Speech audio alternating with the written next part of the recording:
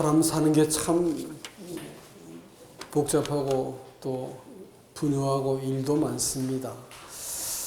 네, 참 이럴 때일수록 신앙생활이 중심을 잘 못 잡으면 참 이렇게 어렵습니다. 마지막 때가 될수록 성경은 믿음을 보겠느냐 이렇게 말했기 때문에 우리가 믿음에는 비밀이 있고 또 길이 있습니다. 이것을 잘 알지 못하면 신앙생활은 그야말로 이렇게 뒤죽박죽이 되죠. 이 화살을 쏘아도 화살 끝에 있는 보잘것없는 그 깃털 그거를 끼워넣지 않고 쏠 것 같으면 이거 아무렇게나 날아갑니다. 근데 이거 아무것도 아닌데 그 깃털을 딱 바르게 벼린 다음에 딱 쏠 것 같으면 원하는 대로 날아가죠.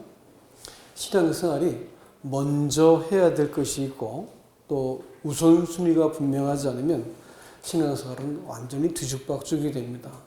신앙생활이 아니라 삶 자체가 그러합니다. 그렇기 때문에 신앙은 중심 잡기를 잘 하셔야 된다라는 말씀을 오늘 드리려고 하는 것입니다. 여러분, 만일 어떤 사람이 심부름을 이렇게 어떤 사람을 심부름을 보냈거든요. 근데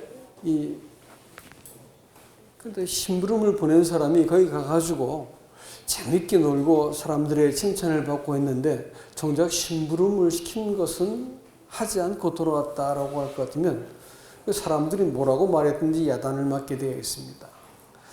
회사에서 어떤 사람을 고용했는데 사람 좋고 인상 좋고 뭐 다 좋아요. 그런데 지 할 일이 뭔지를 몰라가지고 늘 자기 업무에서는 펑크를 낸다 할 것 같으면 회사가 그 사람을 고용할까요?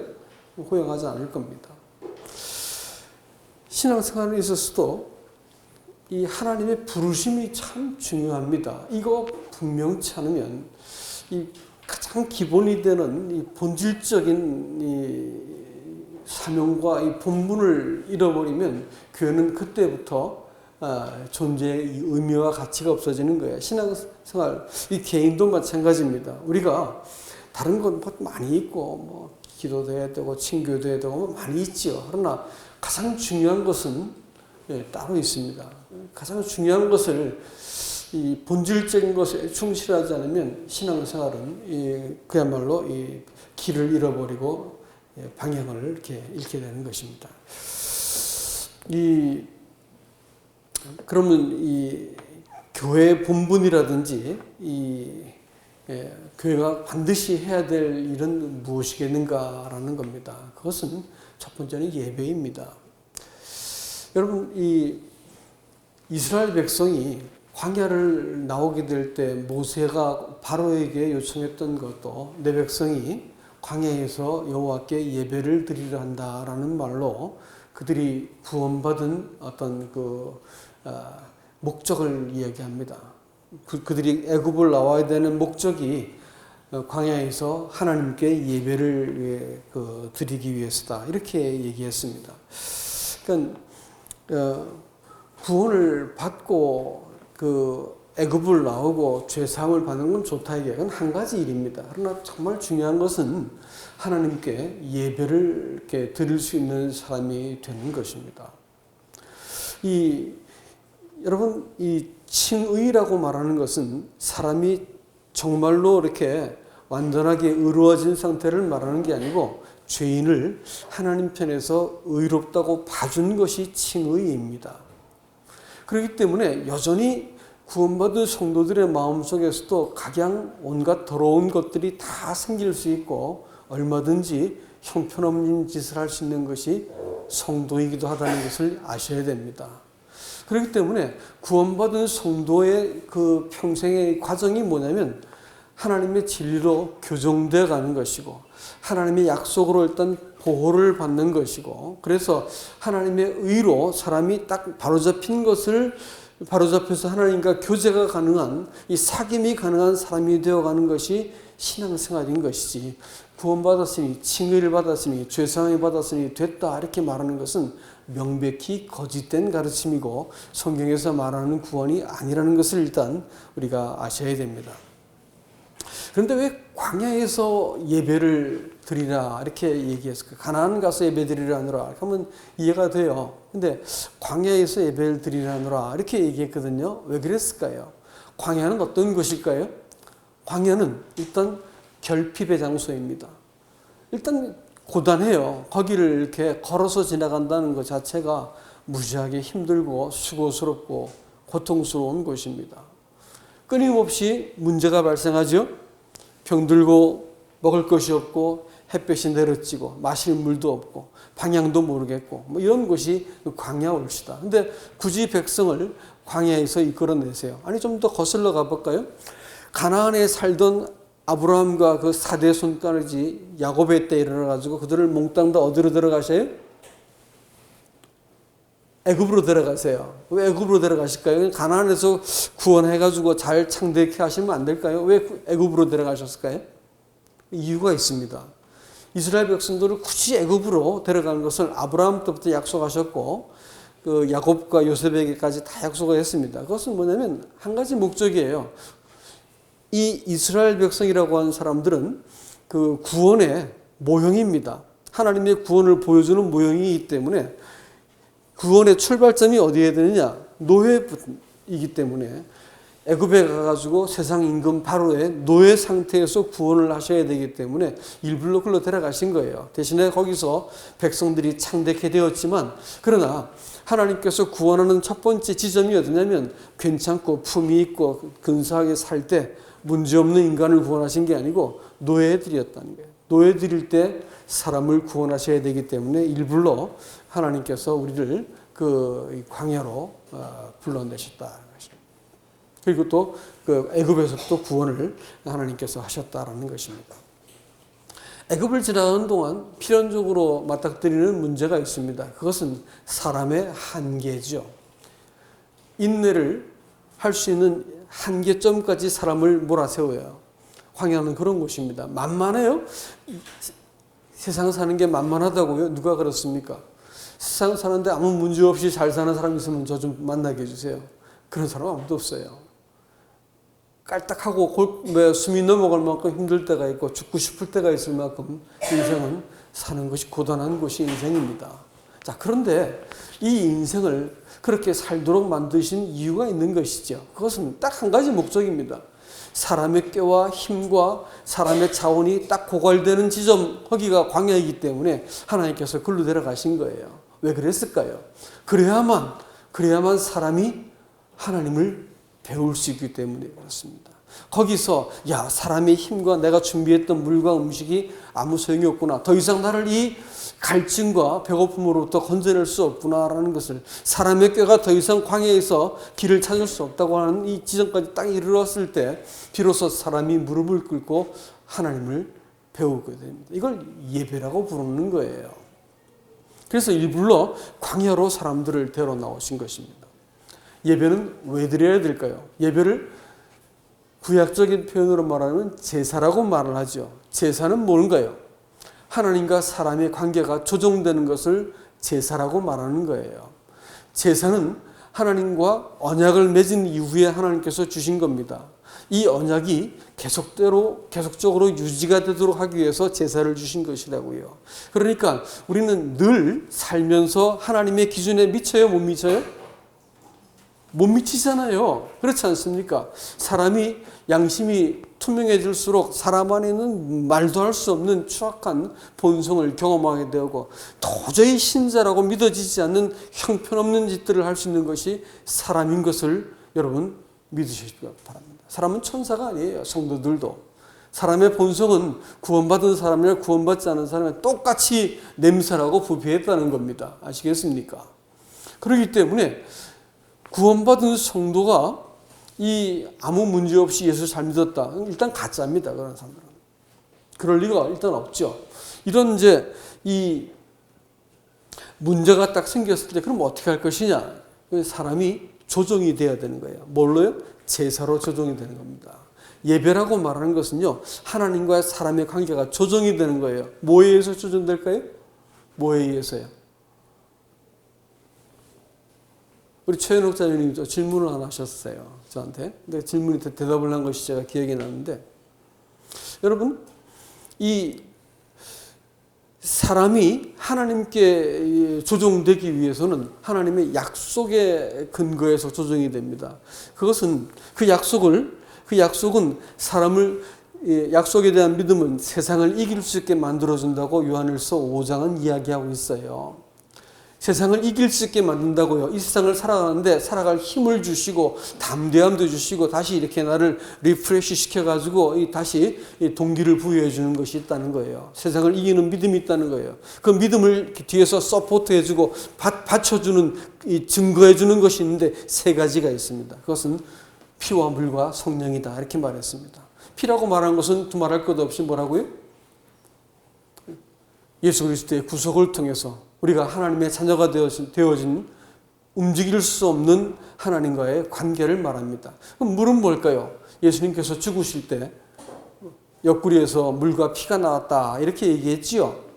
여러분, 또 이 구약 시대 때에도 사람들이 죄를 지으면 속죄제, 속건제라고 하는 제사를 드려야 했었습니다. 그러나 그와 별개로 성전이 아니라, 성막이 아니라 백성들의 진 가운데 두었던 암송아지 제가 있었습니다. 그 제에다가 물을 섞어가지고 그 물로 뿌리면 사람들은 정하게 되어지는 이런 정결 예식이 또 있었습니다. 그것은 사람이 구원받은 성도들이 이 땅을 살아가는 동안 삶의 과정 속에서 일어나는 부단한 그 문제를 물로 씻어 말씀으로 정결케 하신다라고 했는데, 말씀이 나를 들여다보고 말씀에 의해서 내가 힘을 얻고 말씀이 내가 의지하고 내가 신뢰했을 때 그 말씀이 나를 변화시키고 나를 새롭게 하시는 것을 경험하는 것을 이야기하는 것이에요. 그 다음에 성령께서는 우리를 무엇을 구해야 할지도 알 수 없는 사람에게 기도할 힘과 방향을 제시해 주는 분이시다라는 겁니다. 물과 피와 성령은 우리가 이 땅을 살아갈 수 있는 믿음을 뒤에서 이렇게 밀어주시고 또 가이드해 주시고 서포트해 주시는 이런 분이시다라는 것입니다. 예배를 드릴 때마다 그렇기 때문에 사람들은 피로 씻겨진 것들을 기억하고 하나님 앞에 지금 내 상태라고 말할 것 같으면 하나님께 나갈 수 없죠. 나한테 무슨 빛이 있고 의가 있고 사랑이 있겠어요. 근데 이런 거 들여다보면 하나님께 나갈 수 있어요, 없어요? 못 나가죠. 부끄러워서 어떻게 나가겠습니까? 그저 징징거리는 거 하면서 겨우 한다는 말이 내 정수하신 거 감사합니다, 뭐 이러면서 나갈 수밖에 없어요. 그런단 말이죠. 조금 더 나가보면 우리가 하나님 앞에 나가는 것은 우리의 상태를 의지해서 나가는 게 아니라 뭘 의지해서 나간다고요? 하나님이 하신 약속을 근거해서 나가는 거예요. 그래서 그렇기 때문에 하나님이 제물이라고 하는 것은 이 양쪽에 의미가 있다 했죠. 한쪽은 누구 편을 위한 거라고요? 사람을 위한 거예요. 사람의 필요를 채우기 위한 거예요. 사람이 의가 없고 죄 때문에 이렇게 형편없는 상태에 있는 사람들에게 하나님께 나갈 수 있는 자격을 부여해 주는 것, 그 피가 예수님의 보혈과 그 제물이 담당하신 일이에요. 그 정반대의 것이 있어요. 그게 뭔지 아니면 그거는 하나님을 향한 것이에요. 하나님께서 예수님의 그 희생을 보시고 향기로운 내 제물, 내 음식이다, 이렇게 말씀하세요. 하나님이 먹고 기뻐하시는 것이 있다는 거예요. 다시 말하면 그리스도를 통해서 하나님께 나가면 내가 겨우 받아들여지는 게 아니라 하나님께서 어떻게 한다고요? 나를 기뻐하신다는 거예요. 그것이 우리가 하나님께 나갈 수 있는 동력을 주고 담대함을 주기 때문에 예배를 드릴 때마다 우리는 용서받은 사실에 근거해서 나가는 거예요. 하나님의 기뻐하심을 의지해서 나가는 거예요. 어떤 거예요? 후자입니다. 여러분 아세요? 영 망가져서 못 쓰게 될 때는 겨우 용서받은 거 의지해서 나가면 돼요.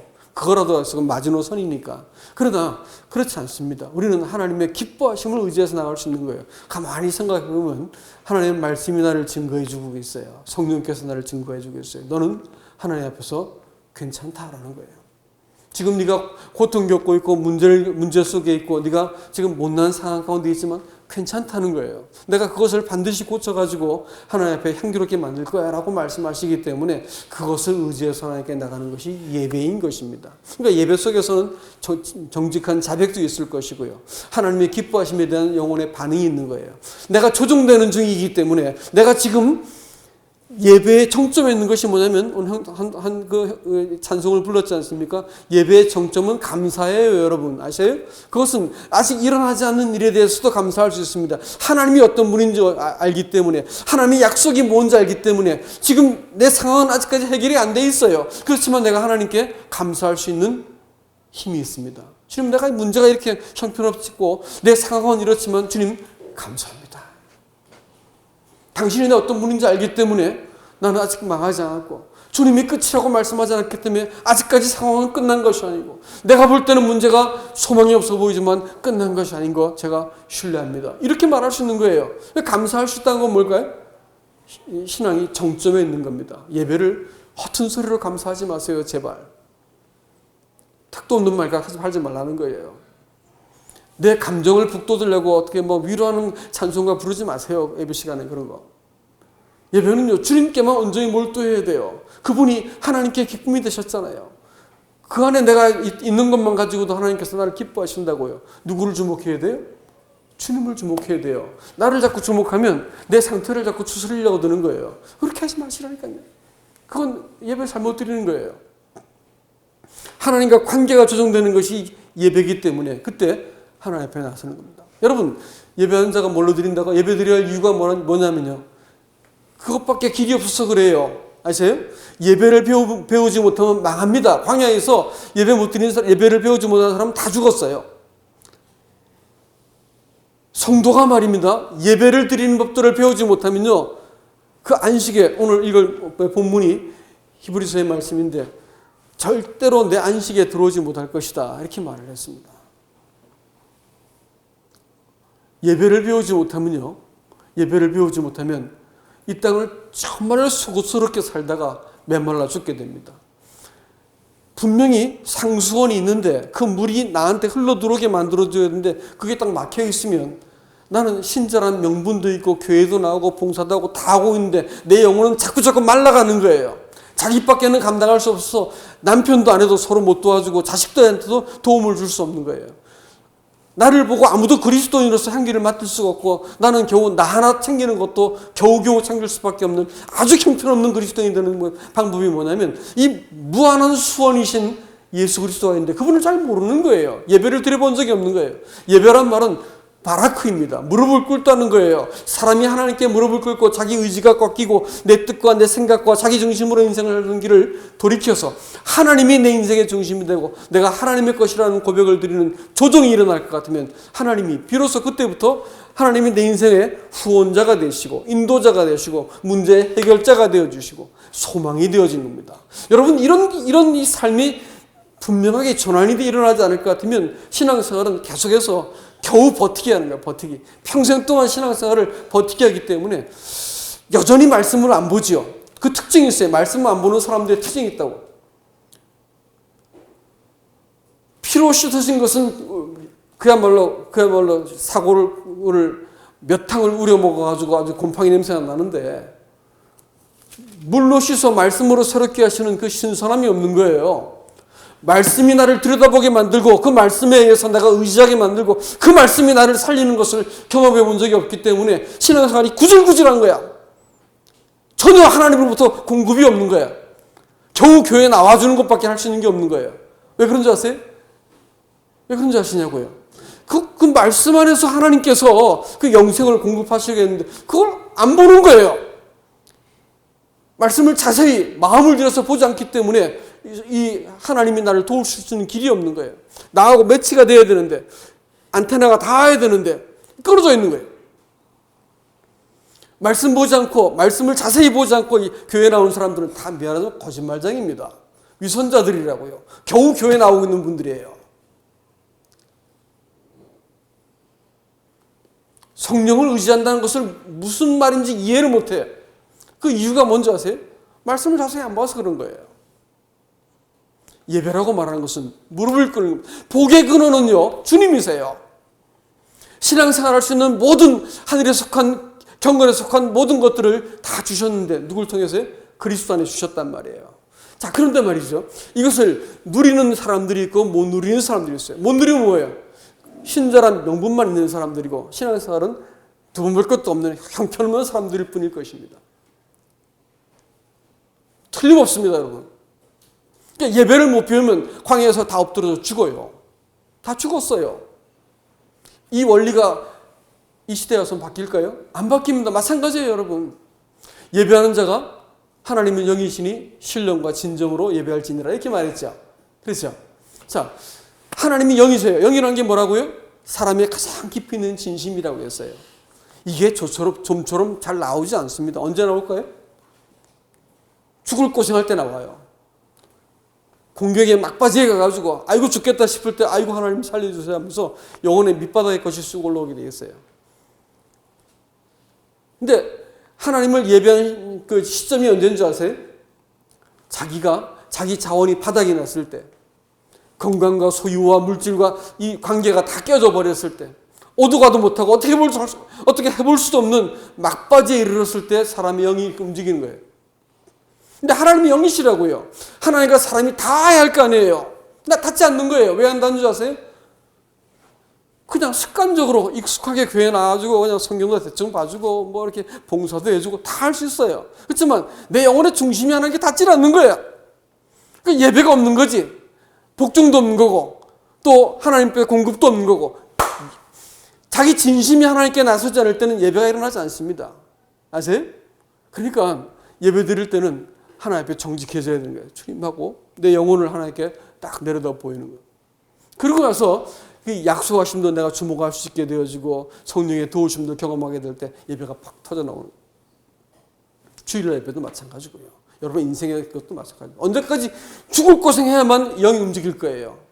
평소에 내 중심이 내 진심이 하나님을 향하는 것들은 언제 해보실 거냐고요. 이렇게 되어질 때 하나님의 사람으로 내가 비로소 처신하게 되죠. 문제가 해결 때 막 쩔쩔매고 이 사람 찾아다니고 그냥 징징거리고 이렇게 하는 사람이 있고요. 하나님이 주인이시잖아요. 하나님 문제 아시는 걸요. 이렇게도 할 수 있는 거 아닌가요? 언제까지 신앙생활이 그렇게 내 편에서 하나님을 믿은 것을 신앙이라고 생각하겠냐고요. 하나님께서 나를 붙든 것이 신앙인데 그게 신앙의 근거요 기초인데 이 자리를 벗어나가지고 내 편에서 어떻게 하든지 내가 납득할 수 있는 하나님을 찾고 내가 풀 수 있는 범위 안에서 내가 이 성경이든 하나님이든 내 끌어들여서 문제를 풀려고 하는 이 아주 유치한 방법을 언제까지 하시겠냐고요. 이거 벗어나셔야 됩니다. 예배를 배우지 못하면 어떻게 한다고요? 여러분 죽습니다. 예? 신앙생활의 가장 본질적인 것이 뭐라고요? 예배입니다. 그럼 어떻게 예배할 것이냐? 영으로 예배해야 되죠. 진리로 예배하는 겁니다. 진리에 근거하지 않은 예배는 우리가 아무리 진심을 쥐어짜도 그것은 예배일 수 없는 것이죠. 하나님의 약속에 근거해서 하나님 자신이 목적이 되어야 됩니다. 또 구체적인 이 예배의 방법을 조금 더 말씀을 좀 더 드리자면 그렇습니다. 여러분 시간하고 생각이라는 것을 지난주에 묵상을 했었습니다. 시간과 생각은 사람 것일까요? 하나님께 자기일 것일까요? 자기 것이 아닐까요? 잘 생각해보면 시간은 우리 게 아닙니다. 하나님께서 아침에 일어날 때 오늘 하루 또 주셨구나 하죠. 주신 것이지 내 게 아니에요. 받은 것이에요. 생각은 어떨까요? 생각은 내 걸까요? 잘 생각해 보세요. 생각은 내 걸까요? 아니면 밖에서 들은 걸까요? 잘 모르시겠어요? 밖에서 들어온 거예요. 어린 나이도 생각이 밖에서 들어와서 하나하나 쌓이는 거예요. 근데 내 마음이 하루에도 수만 가지 생각이 왔다 갔다 하는데 내 마음이 어떤 생각을 딱 잡아가지고 내 마음에 딱 묶어두면 뭐가 돼요? 그것이 내 인격이 되는 거예요. 아시겠어요? 그러니까 악한 사람은 어떤 생각에 관심이 있을까요? 악한 생각에 관심이 있어요. 남을 속이는 사람은 근사한 속이는 말들에 관심이 있다고요. 아시겠어요? 의인은 진리에 대해서 관심이 있습니다. 그러니까 점점점 사람은 어떻게 돼요? 악하게 되고 의인은 점점점 의롭게 돼가겠죠.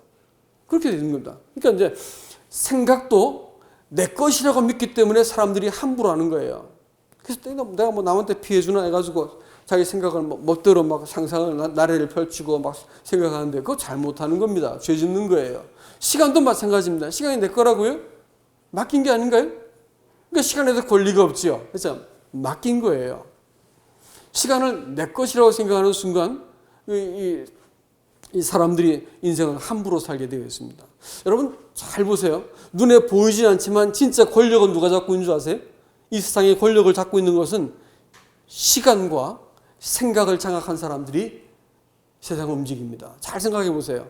이 세상에 있는 10대 세계에서 10대 기업이 죄다 플랫폼 기업인 거 아세요? 제조업이 한때는 다 많았는데 다 없어져 버렸어요. 다 플랫폼 기업이에요. 플랫폼 기업이 뭐예요? 사람들 핸드폰 들여다보게 만드는 거예요. 핸드폰 들여다보고 뭐 쿠팡에서 뭘 사고 이러고 있는데 10대 기업이 죄다 그런 것들이라고. 옛날엔 제조업이 그냥 뭐 대단했는데 그거 아무것도 아니에요. 그 사람들이 갖고 있는 플랫폼 기업들이 갖고 있는 그것은 어마어마합니다. 이게 뭐냐면 다시 말하면 사람들의 시간을 뺏었어요. 생각을 거기서 제시하는 생각들을 따라서 살도록 만들었어요. 생각을 지배했어요. 그러니까 권력이 되어버렸습니다. 누구든지요, 시간과 내 생각을 갖다 바치고 빼앗겨버리면 그에게 종이 되는 것입니다. 아시겠어요? 내 생각을 누군가 이렇게 뺏어갔어요. 내가 상대방의 논리에 설득당하면 뭐가 되는 줄 아세요? 나는 그 논리의 종이 되는 것입니다.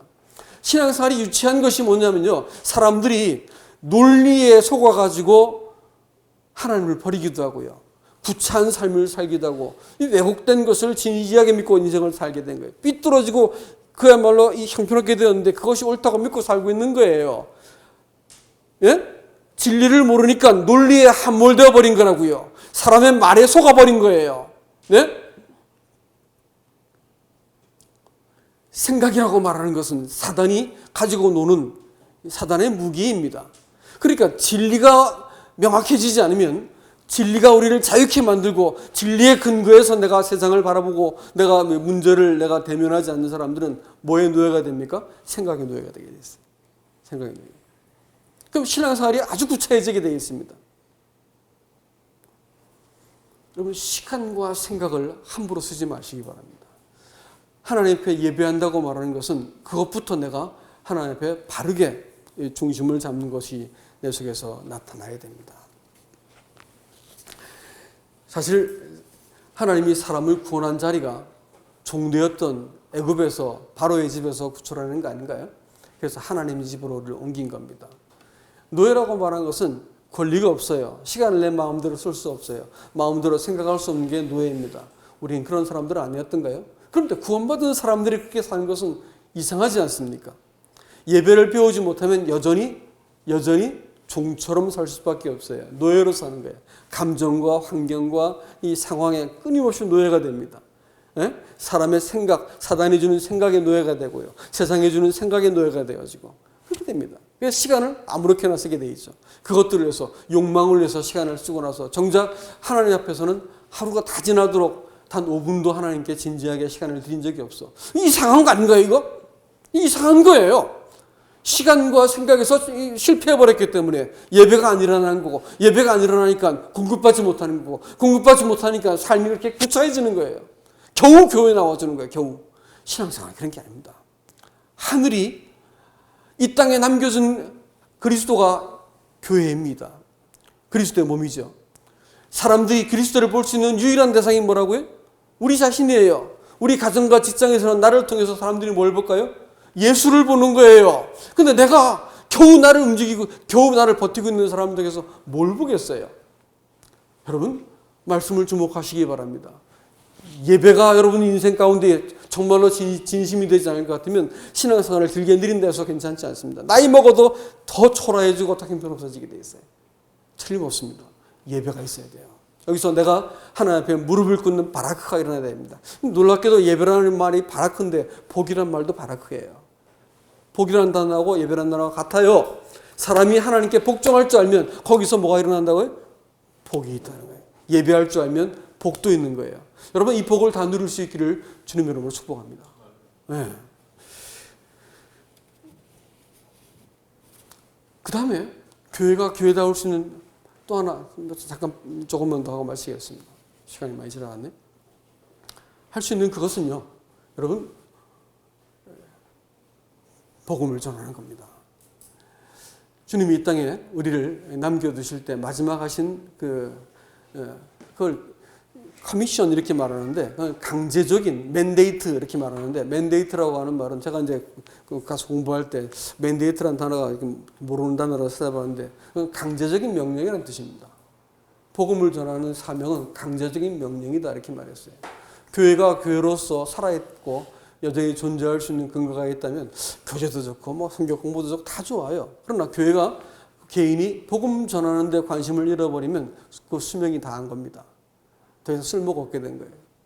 아직까지 기회가 있을 때 우리 인생은 내가 내 가정과 내 직장과 내 삶의 이 자리에 나를 보내주신 하나님을 기억하고 거기서 내가 복음을 전하는 사람이 되어야 되는 것입니다.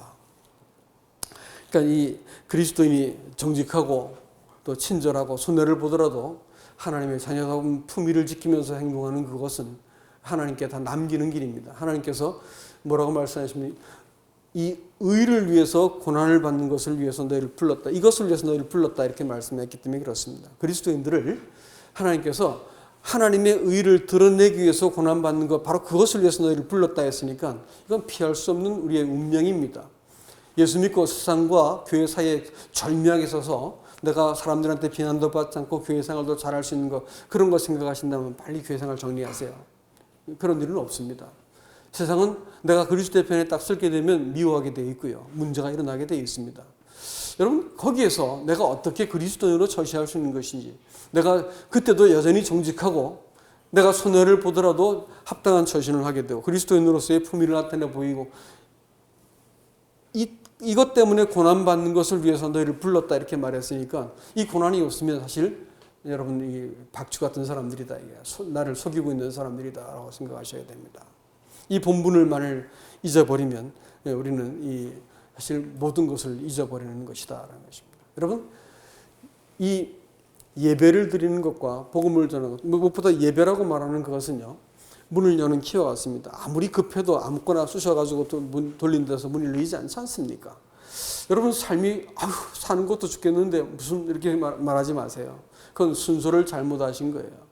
순서가 바로잡히지 않았기 때문에 삶이 뒤죽박죽인 거예요. 수고스럽고 살수록 힘들고 고단하고 그러니까 더 내가 뭐 이렇게 감각적인 것에 탐닉하지 않습니까?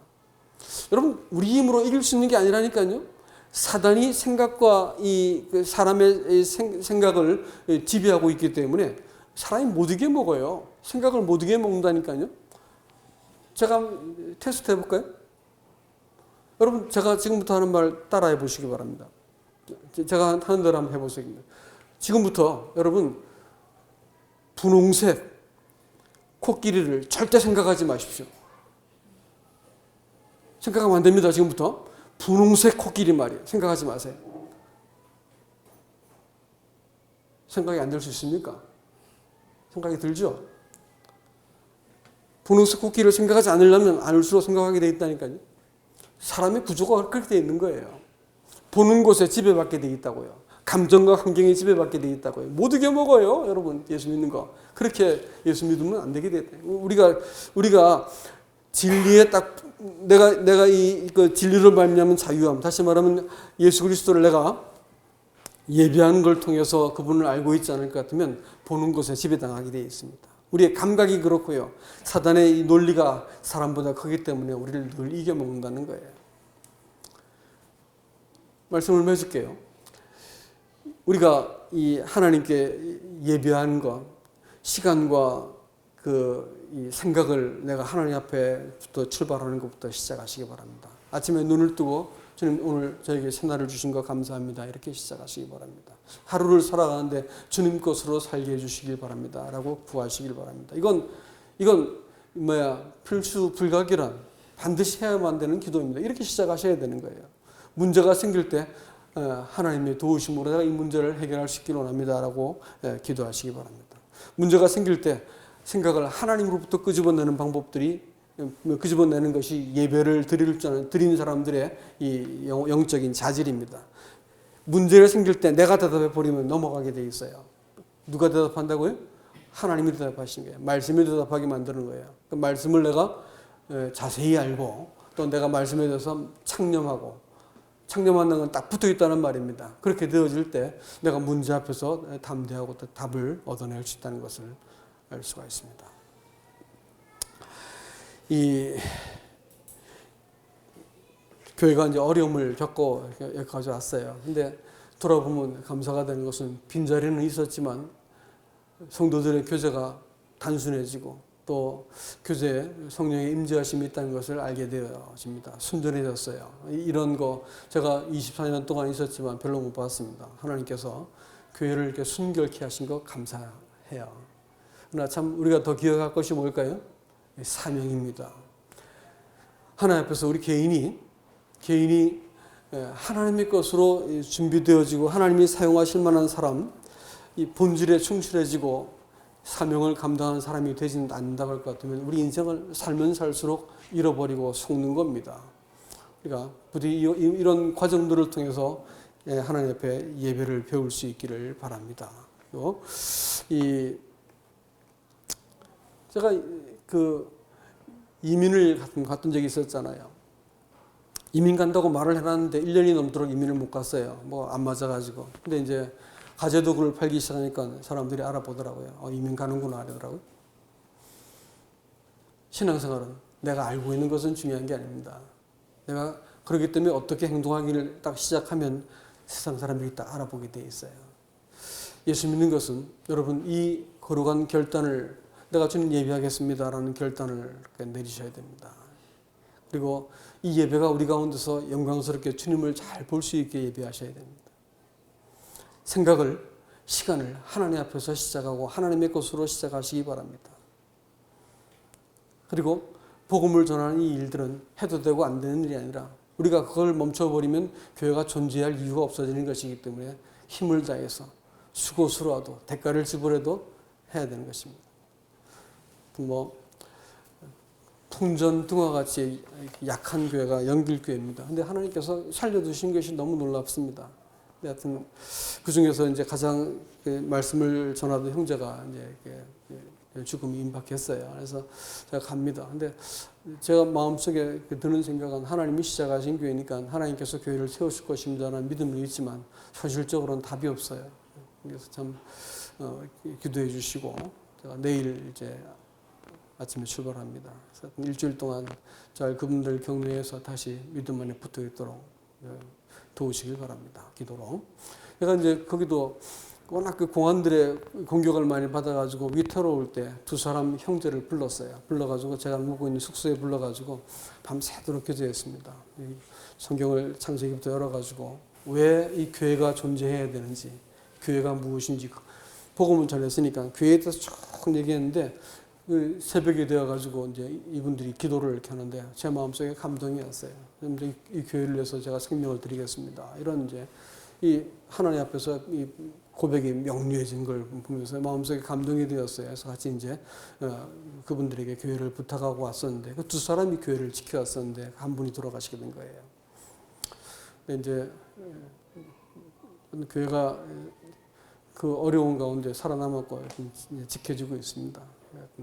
우리가 복음 전하는 일들을 계속할 수 있도록 허락하시면 이번에도 영혼들을 만날 때 구원의 역사가 있으면 좋겠어요. 그래서 이런 일들을 위해서 기도해 주시고 우리가 계속해서 본질에 충실한 사람들이 될 수 있길 바라고 삶의 우선순위를 정하시기 바랍니다. 그렇지 않으면 10년이 지나고 20년이 지나도 우리는 초라하게 우리의 흰머리만 보게 될 겁니다. 그러나 지금 이 순간에도 내가 작정을 다 가시면 하나님의 것으로 공급받아서 그리스도인답게 사는 것을 예배드리는 사람으로 살겠다 작정하시면 그때부터 우리 인생은 바뀌어집니다. 여러분 이런 인생을 살 수 있기를 주님의 이름으로 축복합니다. 이상입니다.